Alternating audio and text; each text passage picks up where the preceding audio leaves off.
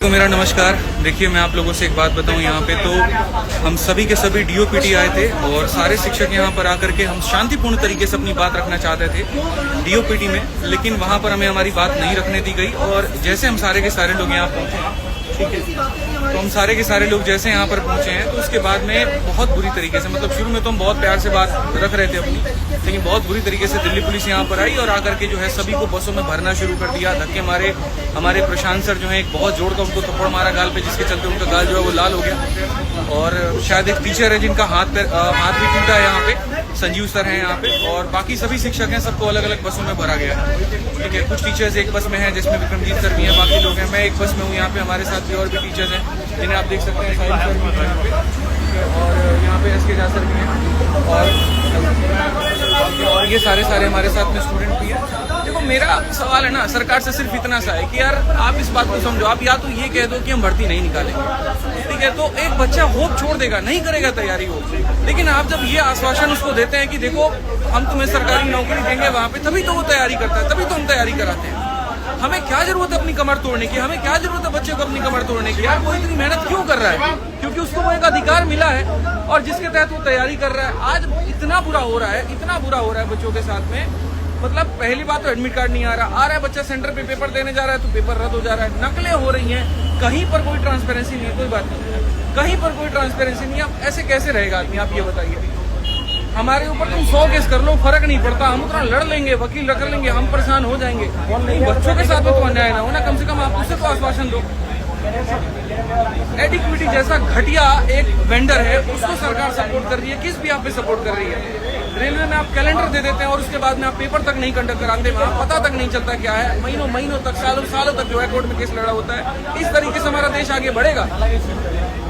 शिक्षक है ये सारे के सारे, इनके ऊपर में हाथ उठाया जा रहा है, तो बच्चों के साथ में क्या होता होगा? मैं तो इस बात की कल्पना भी नहीं कर पा रहा हूँ। इस तरीके से हम कभी भी बड़ी अर्थव्यवस्था नहीं बढ़ने वाली, इस तरीके से कभी विकसित नहीं होने वाले। 1.5 घंटे से इस बस में घुमाया जा रहा है, 1.5 घंटे से इस बस में घुमाया जा रहा है और ये तक नहीं बताया जा रहा कि कहाँ लेके जाएंगे, कहाँ पर छोड़ेंगे, क्या होगा। सारे शिक्षक परेशान के साथ में, बच्चे रो रहे हैं वहाँ पे बैठ कर, आप देख सकते हैं।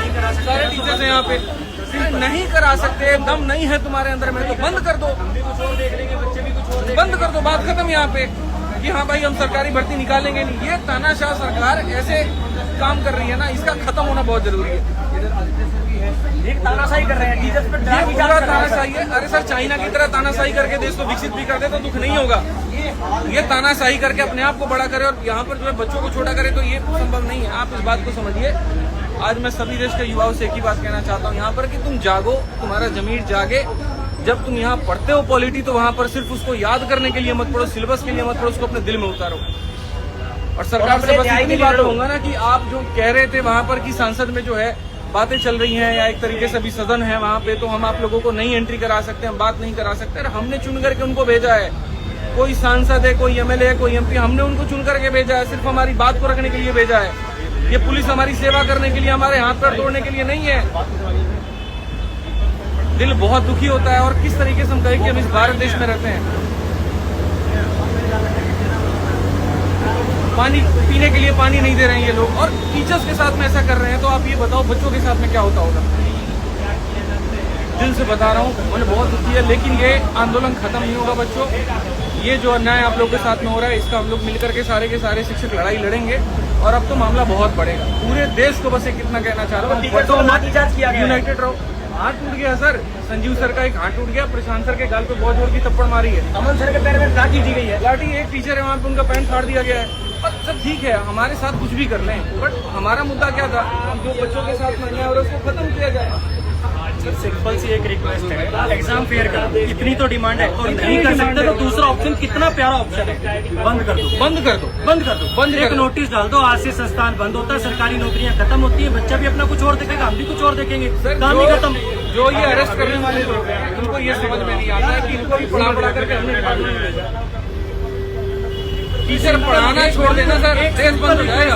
अब हमने चलो मांगे भी हमारी आज से सारी खत्म हुई, तुम नोटिस डाल दो, आज से ये जितने संस्थान हैं सरकारी नौकरियों को एग्जाम कराने वाले बंद कर दो। चुपचाप अभी हम घर चले जाएंगे, आप नोटिस डाल दो कि हमारी तरफ से हमसे बस की नहीं, हमारे सीधा बोल दो कि हमारे बस की नहीं है एग्जाम कराना। बंद कर दो, बात ही खत्म हो जाए। इस चीज के लिए उठाएगा जो बिल्कुल बेसिक चीजें हैं हमारी वो बेसिक चीजें जो हमारे मतलब हमारी राइट्स हैं एक तरीके से। यार सेंटर हमसे भरवाए जाते ना 3 सेंटर पूछे जाते ना कि हम हमें वो अपने प्रेफरेंस दिया हमें वहाँ भेज दो। कितने दुखड़े रोए सर, सेंटर पास नहीं आपका, वहाँ पहुंचो एडमिट कार्ड नहीं आ रहा। सेंटर तो ऐसे हैं, कुछ सेंटर ऐसे हैं जो तबेले जैसे लग रहे हैं जहाँ प्रॉपर पहुँचने की जगह नहीं है। आज इस देश के युवा को कितना परेशान किया जा रहा है सर, उसको ऐसा है ना, वो हिटलर की पॉलिसी है, इतना निचोड़ दो कि एक बूंद पानी भी दे तो उसको अमृत लगे। बस आज के युवा के साथ में वही हो रहा है। बात सेंटर की नहीं है, बात बहाली की है, बढ़ती प्रक्रिया की है। 100 रुपए का जो माउस आता है वो तो ज्यादा अच्छा अरेंज नहीं कर पा रहे, आप डेस्कटॉप अच्छे अरेंज नहीं कर पा रहे। हम भी देखेंगे ये वाला फंडा इनका समझ में नहीं आया।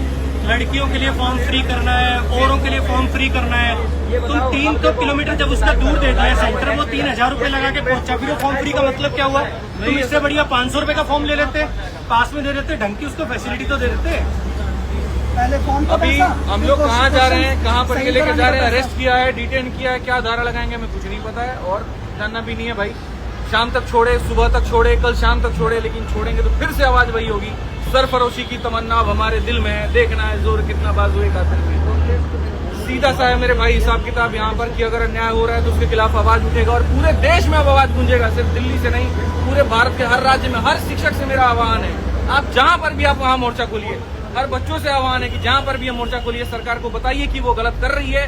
वो चुनी हुई जो सरकार जो हमने वहां पर भेजी है वो हमारे लिए है, हमारे खिलाफ नहीं होनी चाहिए। हमने जो आवाज उठाई है वो एकदम सही उठाई है, बच्चों के हित में उठाई है। वहां पर हमने कहीं पर भी कोई भी गलती बात नहीं कही है।